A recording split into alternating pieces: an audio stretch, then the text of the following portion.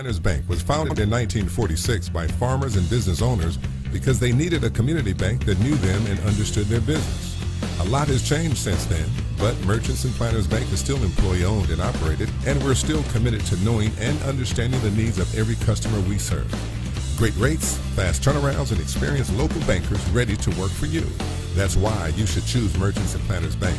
Stop in any of our 12 locations or contact us at mnpbank.com.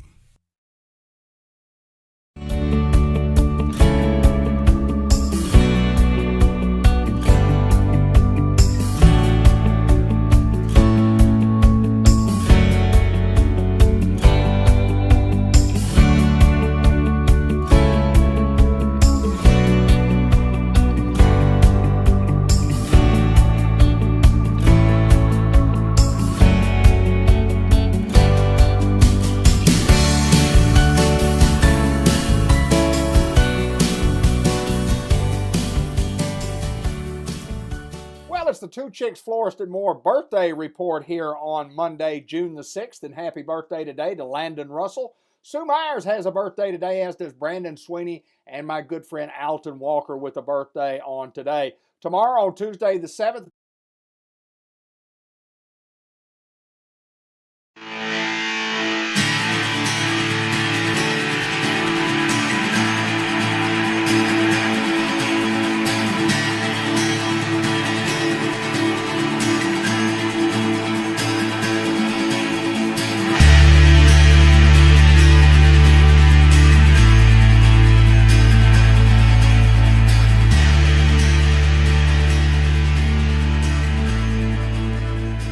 just a quick update on the greatest Newport Greyhounds. We're steadily working daily to get stuff posted to the page. We've still got a lot of posting to do. We've got several months worth of that before we get into the actual naming of the greatest Greyhounds. I want to thank everybody who has participated. I want to thank everybody for all the ideas. I want to thank everybody who has sent stuff to us, whether it be some type of article or pictures or whatever the case may be. But we still continue to need pictures from the general public. We are constantly going through annuals, old annuals, and I'm not even halfway through those annuals just to get pictures posted before the naming of everybody. Some suggestions that I might make to you is to continue to send me stuff. You know, I'm looking for clean pictures. I'm looking for clear pictures. I'm looking for clear articles that we can read, things that we can post, proud accomplishments of any Newport Greyhounds that have been such a great part of our tradition for many, many years. And I've been a Greyhound fan all my life, and it's just so important to me to try to grasp some of this history, put it on a Facebook page, leave it there as kind of a historical museum for the greatest Newport Greyhounds. Just went through a list of all-state football players. We're going to get to other sports. We want everybody to know that. But I still need your help. I love the letter jackets. I didn't get a great response from the letter jackets as far as people putting them on to show, but I did get a pretty good response of finding some letter jacket pictures, and people did respond by sending me those pictures. But here's what I'd like to do. I mean, if you don't mind, just if you could find your just the letter. If you could find the letter jacket, if you could find, excuse that pop-up, if you could find, I mean, the letter sweater, the letter jacket, whatever the case may be, a trophy, a plaque maybe that you earned or somebody in your family earned, obviously your sons, your daughters, your grandkids, something that we're all proud of. I want to display this stuff. You've got it displayed at home somewhere. You've probably got it in a box somewhere. It could be either one of those. But if you've got it in a box and you know where it is, get it out, take a picture, and send it to me, and I'll post it on our page. And then also, there's a lot of people that don't know about our page, and I need you to tell them about our page. If you're talking with someone, just ask them, say, hey, have you been over to the Greatest Newport Greyhound page? If not, get over there, look, like, follow, do what you have to do. Share the page, tag some friends in a page. We need more followers for sure, because we don't want to miss anybody. And I have people ask me every week and say, or respond to us and say, I didn't know it was here, but sure, I'm glad so-and-so told me. So it tells me that people are talking about it. We want to thank George Cal Motor Company. We want to thank Unity Health. They are our sponsors on this thing, and they're in with me for the long haul. We're in it for the long haul. It's going to be a great museum as such, all archived right here on Facebook on the Greatest Newport Greyhounds. Looking forward to that. If you've got something that you can contribute, please do so. Please feel free to keep sending stuff to us. We'll keep posting as long as you keep sending. For George Kell Motor Company, for Unity Health, and for Sports Unleashed, David Black. Until next time, so long, everybody. Teams in Newport Greyhound history. The 1968 Greyhounds completed Newport's first 10-0 undefeated season by outscoring their opponents by a score of 301 to 54 and winning the last Thanksgiving Day rivalry game against the Batesville Pioneers by a score of 46 to nothing. It was the fifth shutout of the season for the Greyhounds, who also held 3 other opponents to 7 points or less. An offense that was unstoppable at times, averaged over 30 points a game. 30 players earned all conference honors, 5 received all region honors, with 3 being named All-State. It's our great pleasure to welcome home and recognize the members of the 1968 Newport Greyhound football team, coaches, cheerleaders, royalty, and special boosters. Now we'll introduce everyone individually. Seniors, number 12, quarterback Bill Phillips, all conference. Number 20, running back Sammy Llewellyn. Number 27, running back John Olette. Number 31, all conference fullback linebacker Terry Dillon. Number 33, fullback the late Buddy Connor, represented by Mike Fortune of the class of 1960.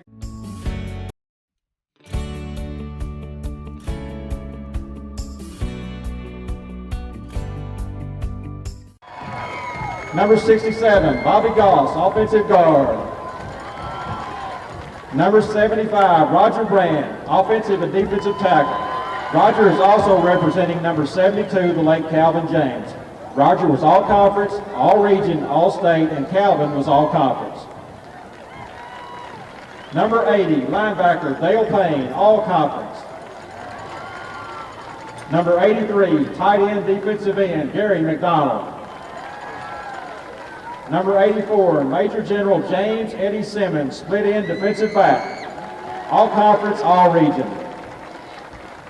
Number 89, Lewis Collier, tight end, defensive end, all conference and all region.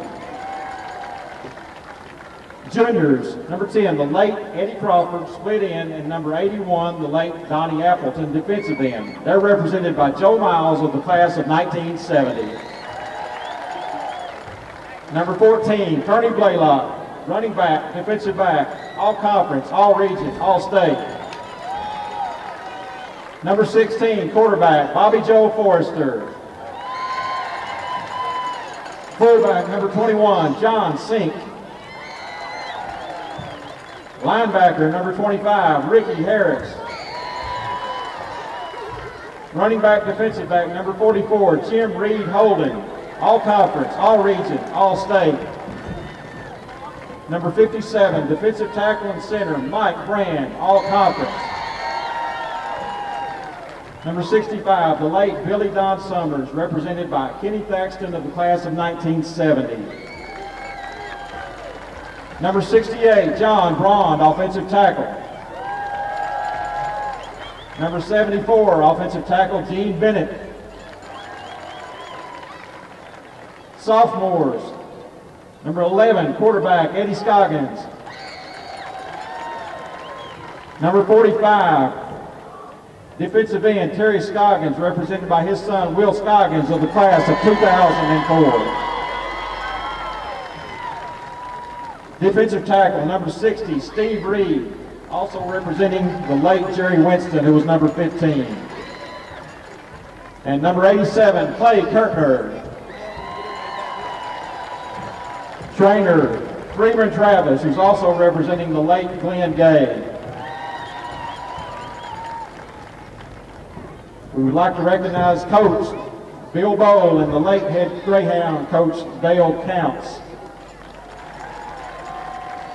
Cheerleaders and royalty, Carol Fish Brand, Kathy Spann, Ann Matthews Ingram, Carmen Holden McCaney, and Melody Fortune. Special boosters, Mr. John Miner, who kept stats, taught me how to keep stats, and was a great positive influence.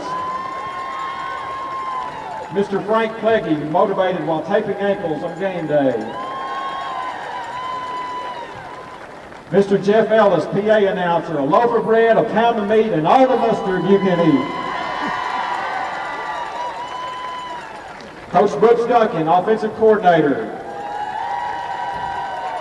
Also, we would like to recognize the late Mr. Phil Hout and the late Mr. Phil Stevens, who worked with the stats and filmed the games. We'd also like to remember all the former Greyhounds that could not be in attendance tonight.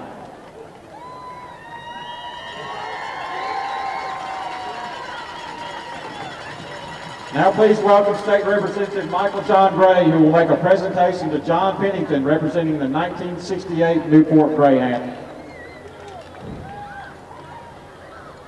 I would like to read a citation. 1968 Newport Greyhound football team. Whereas sports and athletics are challenging and stimulating activities, and the best performances come only through the combination of talent, hard work, and support from family, friends, and community. Whereas the undefeated 1968 Newport Greyhound football team hour was on Thanksgiving Day with a dramatic 46-0 victory, and they continued on to complete their perfect 10-0 record for the year. And whereas the Newport Greyhounds football team went from "and then there were 9" to "and then there were none," proving they were the real champions. And whereas the 1968 Newport Greyhound football team is to be commended for their outstanding season, these driven young men undoubtedly went on to make positive contributions in their community. And whereas the House of Representatives of the 91st General Assembly of the state of Arkansas takes great pride in recognizing the 1968 Newport Greyhound football team and wishes them, now therefore pursuant to the motion of Representative Michael John Gray, the Arkansas House of Representatives directs that this citation be presented on this 12th day of October 2018. How about a big round of applause for all of these guys from the 1968 Newport Greyhound football team.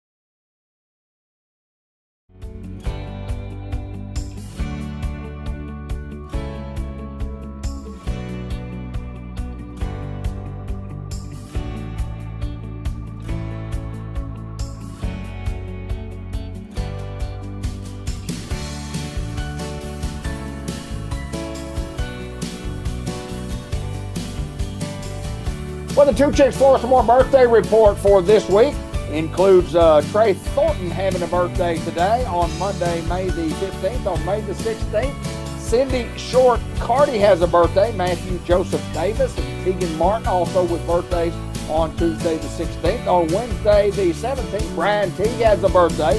Happy birthday to Ty Honey, Matt Burton, Kelly Robinson with birthdays. Ricky Don Ellis, Larry Bailey, Joe Lynn Davis Kirker, all with birthdays on Wednesday the 17th. On Thursday the 18th, Mina Crumpton Sarzati has a birthday. Rylan Williams, Bruce Powers, Mark Butler also with birthdays on Thursday. Retta Nicholson, Craig Kreider, and Amanda Fortenberry, all happy birthday to you on Thursday the 18th. On Friday the 19th, Gary Harris has a birthday. Wesley and Alex Sullins, twins with birthdays. Lori Adams has a birthday. Anna Harris and Christine Hewitt-Mann has a birthday on Friday the 19th. On the 20th, Ashton Haywood has a birthday. Allison Haywood Cameron also has a birthday as well, twins.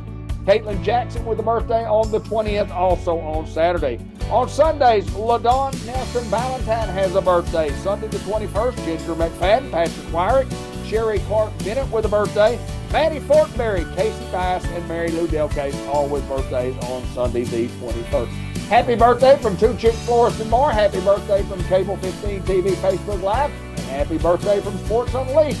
Thanks for watching, everybody, and happy birthday from all of us to you.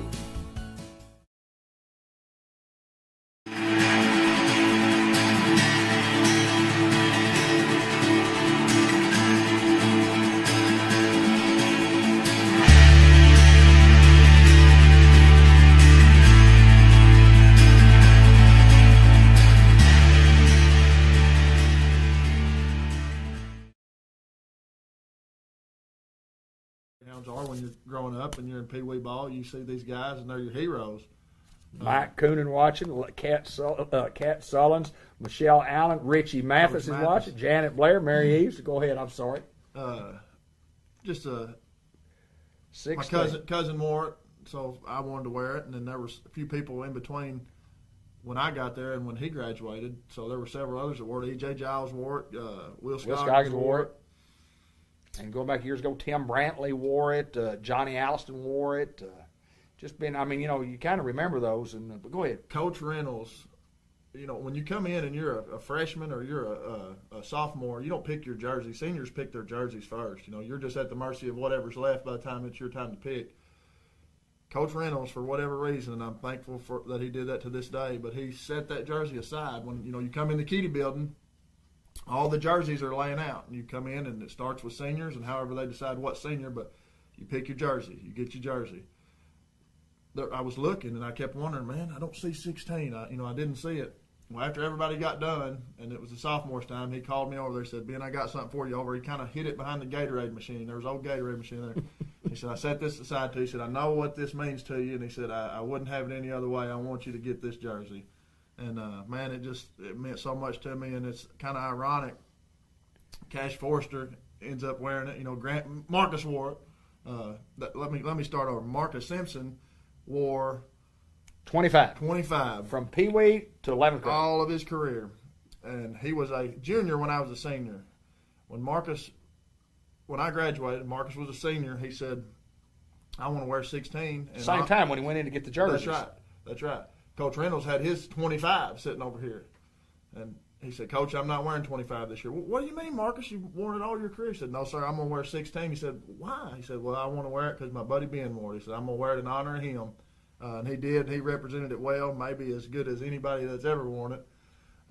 Grant wore it, but Cash Forrester went on to wear it. Now Chris Reynolds wears it, and it's just it's a kind of something in our family that means a lot to us, and we're proud of. No doubt. And another thing with Marcus wearing that thing, there were two reasons: one, to honor you, as what he said, and Grant was a ninth grader that year, and he told those guys, he said, I want to save this jersey for Grant Black when he comes up next year, where he can get this thing, and even being a sophomore, and Coach Reynolds did the same thing for Grant Black. And we're appreciative. And now Coach Reynolds and Amanda's boy, Chris, and great football player, great kid, and going to be a whale of a baseball pitcher, I can assure you. Grant's giving him pitching lessons now. And anyway, Big Ben, I love the 16 stories. We need to take another break. What's up next, Ben? Butch Locklear. Okay, a little quick deal that I've played on Facebook before, but this is something that all this stuff came from our we did all the research and the hard work in I can't remember the year, but anyway, it was the 25-year salute to great Greyhound classics and great Greyhound moments. But here was a deal that Bud put together in a reading of something by Mr. Butch Locklear. In 1994, a Greyhound father who at the time wished to remain anonymous gave the following letter to me, and it details many of the things that are special about being a Greyhound player or a fan. Now remember, a father wrote this, and it certainly comes from his heart. It was told that a car with Illinois license plate stopped for gas at a Newport service station. The driver, an elderly gentleman, had noticed upon entering Newport that something special was going on. There was a lot of excitement. He asked the attendant, well, what does all this mean? Who are the hounds? Well, it's hard to explain to someone what this means if they've never had the fortune to feel it. It means orange and black streamers hanging from the courthouse, banners flying, windows of businesses painted to show the hounds' encouragement, car windows turned into mobile billboards, signs and marquees flashing "Go Greyhounds," balloons flying from the banks, headlines and pictures in the Independent, coaches shows and ads on KNBY, KOKR, the Riverboat Trader, and Bud David and Jane Black and Galen Farmer on Greyhound TV. It means thousands at Little Rock's War Memorial Stadium, never quitting, never quiet. But it means more than just that. It means mothers and grandmothers wearing orange and black with the pride of a Paris original. Little girls in cheerleader uniforms and boys dreaming of wearing that orange helmet. Cheerleaders working hard to keep the spirit going and to whip its hours of practice for a 4-minute super quality show, then joining the cheerleaders to unite the crowd. Also, it's the band bringing prideful shows at halftime and always ready at the games, pep rallies, and send-offs with a fight song. A school board, administration, and faculty that have helped fashion community support for the school the Greyhounds represent. It means restaurant owners buying Booster Club sandwiches when the activity cuts into their own sales. It means businesses helping when called on with projects. A community that appreciates its young people's positive efforts in any endeavor. It's during the playoffs on Thanksgiving morning that brings out hundreds of fans, parents, and former wearers of that orange hat to watch practice when the Hounds are deep in the playoffs and enjoy the unity of our town. It means parents of 60-plus boys amazed that their child, who lacks discipline and concentration to pick up his own room, will work in the winter, spring, and summer with the knowledge that this is what it takes to get the chance to win. It's also daddies that realize that there are men that their sons look up to other than themselves, and daddies that are so thankful that it's these very special men that coach them that have this influence on their sons.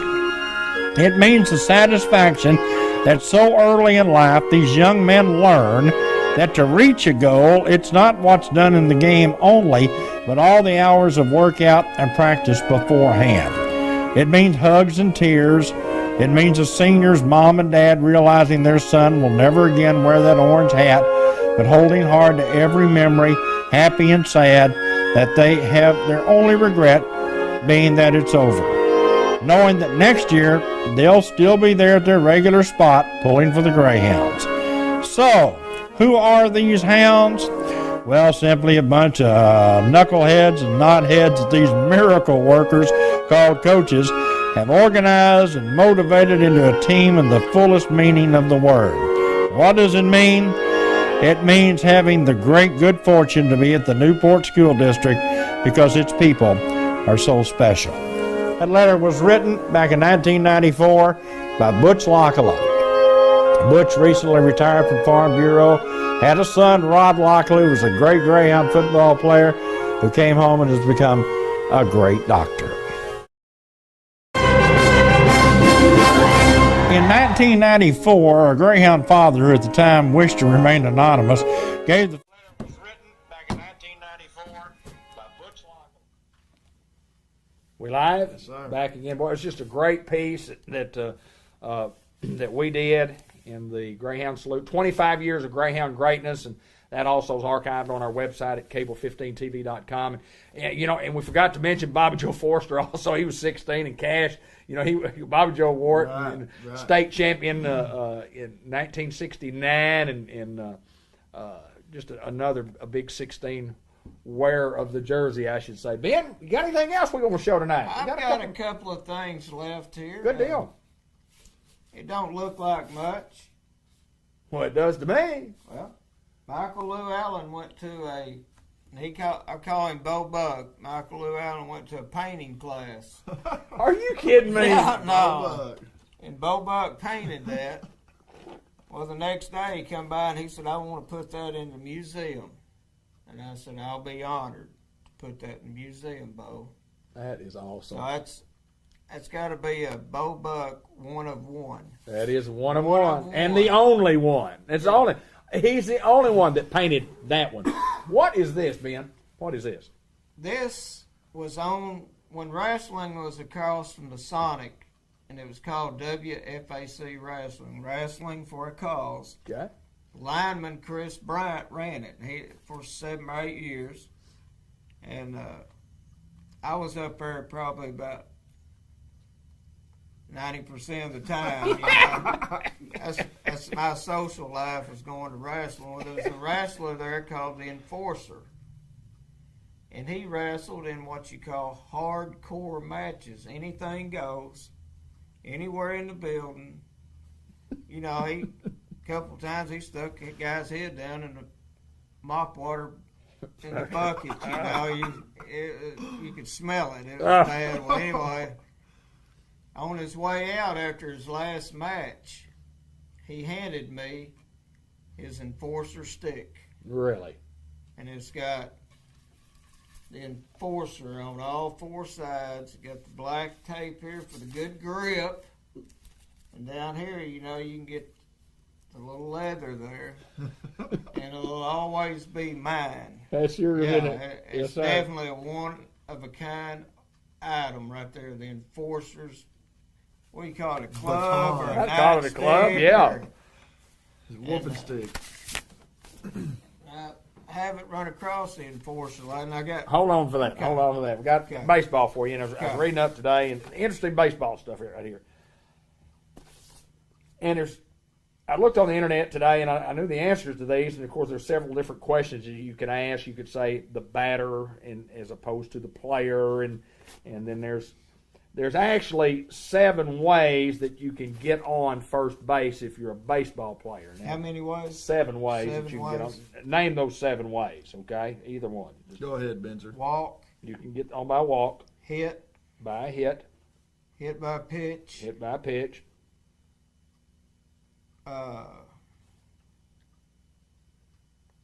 strike out and miss a pitch. okay, we'll call that an error. That's an Okay, error. yeah, miss the 3rd strike. Okay. That's 4, Mm-hmm. and I've hit a wall. Steal? Can you steal? You can't steal first. You can in the With the new rules you that are can in coming Atlantic out, League. they can. They in can. Atlantic They can in Atlantic League. Yeah. Okay, that's why I was- That doesn't count this year. Okay. The other one, interference by somebody. Okay, well, that's when you swing and hit the catcher's mitt. That's catcher interference. Yeah. Fielder's interference, if you hit to a fielder's choice, It's not a Yeah. hit. It's not an error. Okay. Fielder's choice. You get on that way. And the last one: how can you reach first base? How can you reach first base? What's the 7th way a player can reach first base? My only guess would be if you took the guy's place and he got hurt or something. Pinch run. That's pretty good, boys. That's Okay. exactly right. A All pinch right. runner. That's pinch runner. And there are some other things to it. You know, people say, well, you could do this, and if that happened, it kind of falls into the category of interference or, a pass ball, wild pitch type deal, and you get on third base. But you can steal first now in the Atlantic League. Yeah, Yeah, you I can read think- about yeah, that in yeah. Sports Illustrated. Yeah, Grant played in the Atlantic Oh, yeah. League for 3 weeks. Did he get to steal first? No, he was just a pitcher, but Oh, nobody okay. stole first on him. But he did throw a wild pitch where I thought, boy, that guy, it's so hard as a hitter when you throw ball 1. Yeah. It's so hard for you to think, I got to run first. Just Well, all your life. All your life, you've just hit ball 1. Yeah. it's- Yeah. I mean, I think it's a stupid rule. Honestly, it'd probably speed the game up just a little bit. What do you think? Well, the The thinking on it is. I want to talk some national sports right here, and we may get baseball people may just hate us. Okay. The rules they tried in the Atlantic League were they wanted to make the bases 3 inches bigger on each side. Yeah. Okay. They use an electronic umpire. Yes. Okay, for balls and strikes. And they allowed you to steal first base. Okay.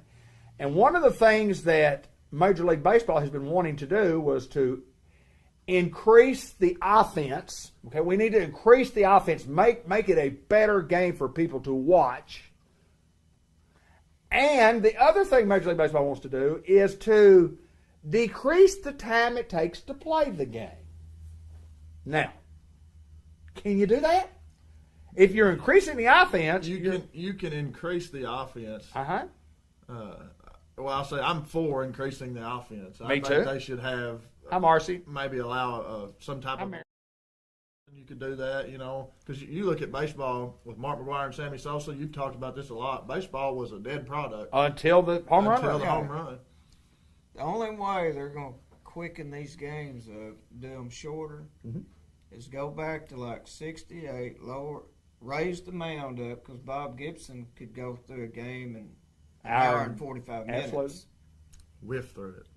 Yeah, he just got it pitched. But he was Bob Gibson too. Yeah, well, that was my best example. Because if you put more offense into it, it's not going to shorten the time of the game. I don't think you can shorten the time. I don't think you can. I don't think you should. I mean, why would you want that? That's what's great about baseball is it's not like everything It else. doesn't have a clock. All I the other go sports to has a a clock. baseball game, and I don't want to get out of there in an hour and 45 That's minutes. right. I want to get out of there in 3 hours. There you That's go. right. There you Because go. I've drove that far or went to this and that, and I don't want to go in there and rush through it. What I love about baseball is that there is no clock, and even though your chances might not be very good, if it's 100-0 in the bottom of the ninth, 2 outs, you have a chance. Oh, yeah. There is a actual percentage of a chance that you can win. That's not very good. And I've learned through the years from like him, we'd go to a game, don't get up, bottom of the ninth, 2 outs. When the game's over, we got up and You go home. And you go. You go Yeah. home. Love baseball. Baseball's kind of an unfair game. And basketball's 5-on-5. And the goals are the same. The court's the same. Anywhere you go. Anywhere, I know the college court's a little longer, a little wider than the pro court, compared to high school courts. But the baskets are 10 feet high for, 7th grade through the professional. But baseball's kind of unfair. Football's 11-on-11. But baseball's a 9-on-1 game. 9-on-1. And it seems like a little unfair to me that there's 9 guys out there trying to get 1 out, but it's really a 1-on-1 game between the pitcher and the batter. It's really a 1-on-1 It's always game. been that way. And what I like about baseball compared to other sports, and I love the game, and we talk about the field size, the bases are the same distance, the pitching mound is the same distance, and remind me to come back to the Atlantic League on the pitching deal. But the fields are all different. The fences, the length of them are all different. But the statistics are kept is if you hit 700 home runs, and you happen to play in a field that had a 295-foot right field porch, and somebody else hit 18 home runs in their career because they played in a stadium that had 345 down the right field line. That's just part of it. They don't take it into consideration. I would think that the one thing I think they would need to do would be to make the fields Uniform. But that's what makes them unique. I've always read and heard back when Willie Mays played, and I think he hit 660 home runs, and he played in the Polo Grounds. I think that was the name of that stadium. The fences were like 400 feet to left field and all that, and they said he missed out on a lot. And you had Babe Ruth and Lou Gehrig, and them, like I said, hit it 300 feet down the right field line. Right. They had a home run. I'm a traditionalist, and Coach David Smith sent a comment said they need to leave the most beautiful game alone. I agree. It's a chess match. And it's great to watch it unfold. It is a chess match, and that's why I love the game so much. There's so much, even with the DH in the American League now, it takes so much strategy out of the game when you're dealing with pitching. And, if the pitcher's coming up to bat in the 6th inning and he's pitching a real good ball game, but it's a tight game, and your offensive team gets a couple of guys on, they say, well, we don't need to let the pitcher hit here because, if he hits, it's probably, why the pitcher's not hit, you would think, if you don't know a lot about baseball, pitchers don't practice hitting. You would think they would be. Well, since they pitch all the time, they would know what to hit. They don't ever practice hitting, and let me tell you what, it's hard enough for a major league hitter to get in there against a major league pitcher. You put a major league pitcher in there batting against a major league pitcher, and he has very little chance, and statistics will show that. You see that every time they get up to bat. And what I've noticed here lately, hardly anybody can bunt. Oh, bunting is terrible, isn't it? Lost art. Couldn't play for me. Yeah, all they're You couldn't play for me if you couldn't bunt. You couldn't play. All they're looking for now is a home run. Yeah, that's right. And it's okay to get a strikeout. Yeah. It's okay. Yeah. They've even changed the way you hit. I mean, it used to be swing down on the ball, try to hit the line drive, and they talk about hitting the ball square. And the one thing you didn't want to do, you didn't want to hit the ball up. But everything now is, it's an upward swing. It's a swinging, at a different trajectory. And I mean, the game has changed. But I want to mention this about the pitchers, man. One of the deals in the Atlantic League that Major League Baseball wanted the Atlantic League to experiment with, along with these other ones, and they're doing it for Major League Baseball, was to move the pitcher's mound back 2 feet. And I go, are you kidding me?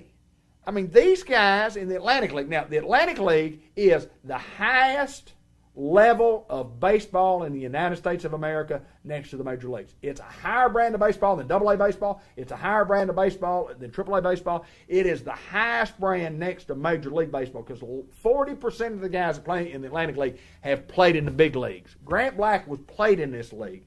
And you can't move it back 2 feet as an experiment when these guys are fighting for their careers to try to get back to the big leagues. Tremendous disadvantage. And from the time after you're 12 years old, after you're Yeah, 12, after and you 12. move back to 60 feet 6 inches, and which is an unfair, I think, right now at 60 feet 6 inches for a 13-year-old to do. But All I see is it's unfair. arm damage. Yeah, I would agree. Oh, yeah. I would totally agree. And career suicide. Yeah. Who wants to go play in that league? Yeah. They'll run from it like the plague. Well, I think you would lose a lot of players who would not want to pitch in that league if they were to do that. And I think that was supposed to go into effect at the halfway point of the league. That was one of the 5 or 6 changes to the rules that they were going to do. And the guys told them. I mean, the Atlantic League guys, players said, if you do that, I'm out of here. Yeah, I'm we're going gone. somewhere else to play.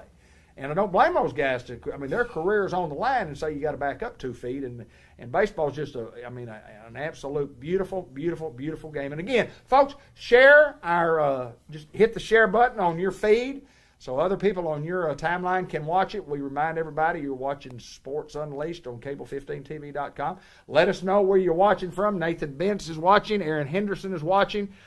We said Marcy and Mary and George Stallings. Nick Marks is watching. Thank y'all so much. Ben, what you got? Going back to the baseball parks, Uh-huh. they're all unique and they're all different. Benny, you've been to a few in your day. How many have you been to? All of them. All of it. What a story. Tell us the story. It started out, you go your basic St. Louis. I've been to 3 different St. Louis ballparks. Sportsman's Park. Sportsman's Park, Busch. Well, then, as you know, back in around 80, we went up to Kansas City. Yep, sure did. Knocked that one out. Yep. Well, along the way, we started going to a few different ballparks, and I made the comment to Sherry. I said, it would be a lifetime dream for me to go to every Major League Baseball park. And my dream came true. We went to every. Unbelievable. And everybody asked me, said, what was your favorite baseball park? And I like the older stadiums. Well, Boston, Ball, yeah. Fenway Park was the greatest thing I'd ever seen in my life.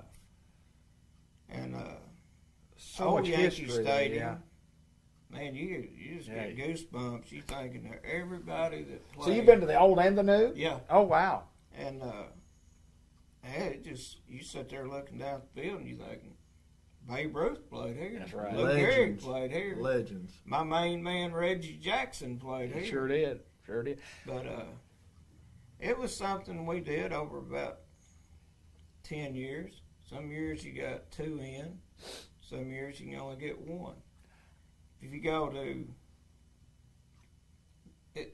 to a big city, what you run into is you can go watch the Dodgers. Angels are out of town. Right, right, You go to New York, Yankees are in town, Mets are out of town. right, yeah. You go to Chicago, Cubs are in town, White Sox are out of town. Right. So you got to go back twice. Yeah, most time we did, but we went back this last trip to wrap it up. We went to New York, and we went out to watch the Mets play. We got back, and she said, well, I'm going to tell you now, we're going to the new Yankee Stadium, and I've got you tickets to Monument Park. Do you remember an old Yankee Stadium? They had the monuments out in center field, and they had to chase the ball around? Absolutely. They got a special place out there. It's called Monument Park. And they got all those monuments. Awesome. I cried, man. I just real quick in relation to that story, just to kind of share. We pull up not to the newest Atlanta stadium, but the Atlanta stadium they had before this one. Yeah. And it was new when we were there many years ago, probably 15 years ago, whenever. But anyway, Lynn and I pull up to the stadium, and I had no idea any history. I mean, I knew the history about, Hank Aaron, didn't hit it in this stadium. He didn't hit his home run in this stadium. Right. And I really didn't pay that much attention. But you pull into the stadium, and there's a wall. There's a baseball wall out in the middle of the parking lot. And then you could park in between a lot of places, but you couldn't park by that wall. And there was so many feet, 300-something feet up there, there was a little bitty spot. And painted on the pavement was a plate, a home plate, and a batter's box. And you go up and read, this is the spot where Henry Aaron hit, where he hit his 715th home run. Wow. And you could stand there in that box. You could that. stand there in that box, and you could look at that fence right out there. Yes, sir. I mean, it was awesome. It was Henry Aaron stood right here in this spot. Yeah, I know. I mean, just because history. Those people that love baseball like we do, I mean, man alive, it was just awesome. I remember the night he broke the. Oh, I do too. Yeah. I was trying to think, who's the pitcher? You'll get it. I can't remember off the top of my head, but was it the Dodgers? Maybe. Who was the pitcher that gave up the 715th home run? I know. Somebody tell us right now, who was the pitcher that gave up the 715th home run that Henry Aaron hit?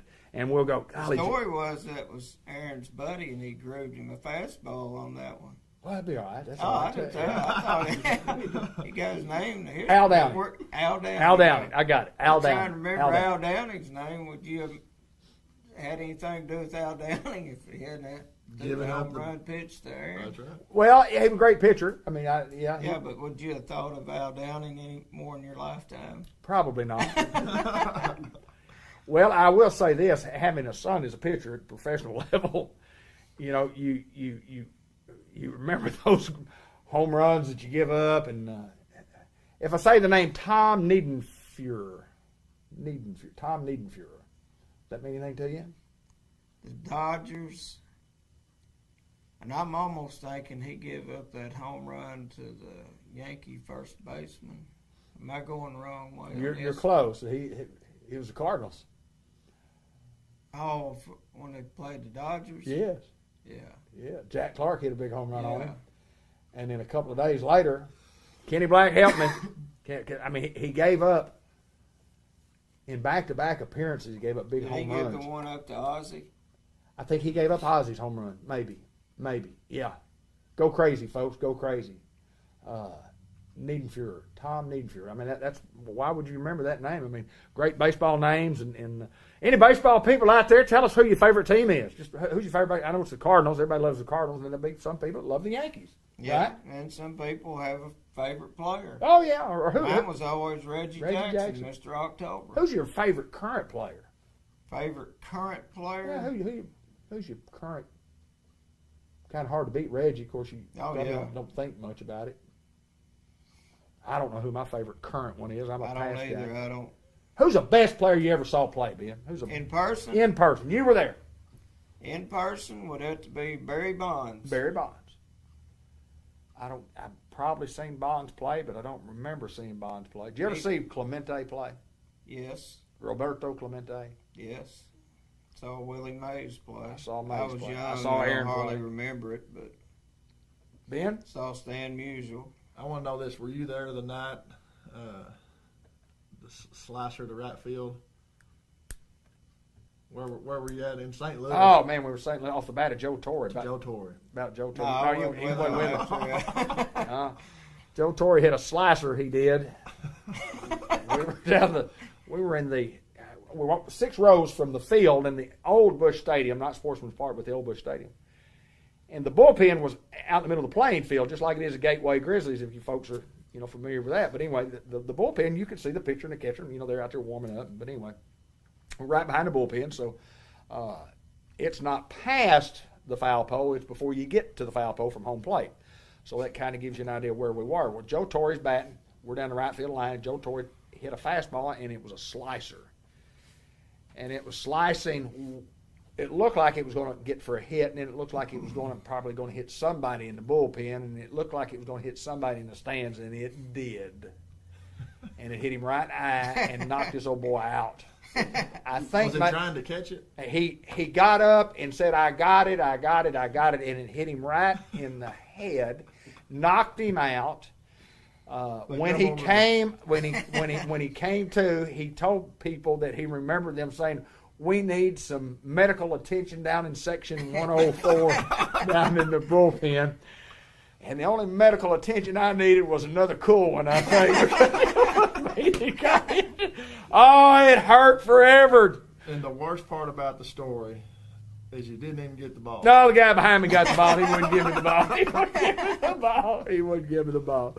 All right, Benny Smith, what else have we got on sports memorabilia? That's about my last one. Last trick. A few years ago, Kevin Pierce got married over Jonesboro.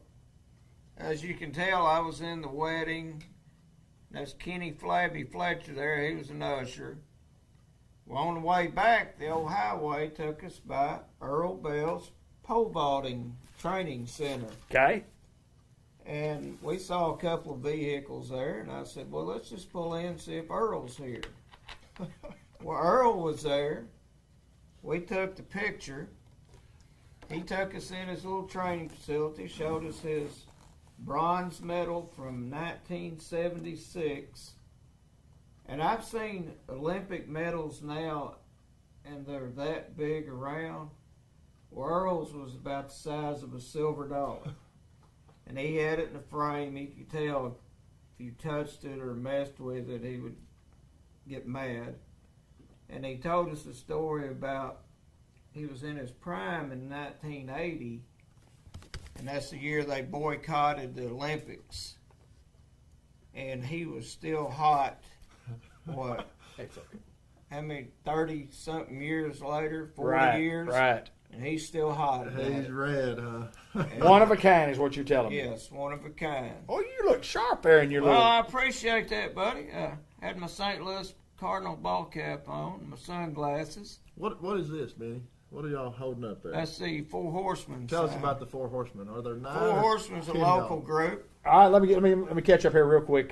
Danny Kimberling's watching. David Smith, a past player. David Justice from the Braves, the current Francisco Lindor. Janet Blair says Atlanta Braves best player I ever saw was Dale Murphy, and Dale Murphy was an absolute hero. Tad Terrell watching. Have an autograph of Joe Torre. Janet Blair says Sammy Nicholson is watching. Sammy, I hope you watched your story about Jersey. Yeah, your Jersey a little bit ago. Pam Graham Robert watching, Houston Lynette Beard. We appreciate everybody watching tonight. And Benny, talk about your music. This opportunity to thank all of our sponsors on Cable 15 TV, Facebook Live, Sports Unleashed. And that list is long, and we certainly appreciate all of them, or we wouldn't be able to put these programs together. Included in that list is C&M Ag Depot at 2900 Highway 367 North. Farm supplies, hardware, clothing store, power tools, you name it. Before you shop out of town, come see us at C&M Ag Depot. Dia Scrap Metal, buying cars, iron, copper, cans, brass, steel, stainless, electric motors. They buy everything and they pay in real money. Give them a call at 523-3858 for more information. Fletcher Land Surveying. Before you build that fence, make sure you have accurate boundaries. If you don't, you might mess up and have to tear it down. Give Kenny a call at 523-5625. Other sponsors include Fathead Pizza. That's one word and it's all caps. And it's the Hembry Brothers, Joey and Marcus. Great pizza, fresh, hot sandwiches, and the salad supreme that's second to none. You can call your order in at 870-201-1313. They'll have it ready to go. It'll be piping hot when you pick it up.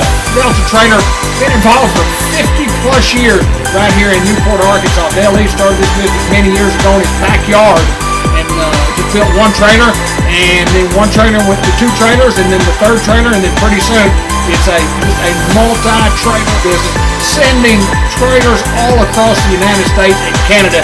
These guys do it right, and let me tell you, there's no better family in Jackson County than the Eaves family. And then also Temp Pro, Ask about financing on new upgrades. Sam and John Laster are the guys. Give them a call at 501-827-3213. White River Health, caring beyond health care.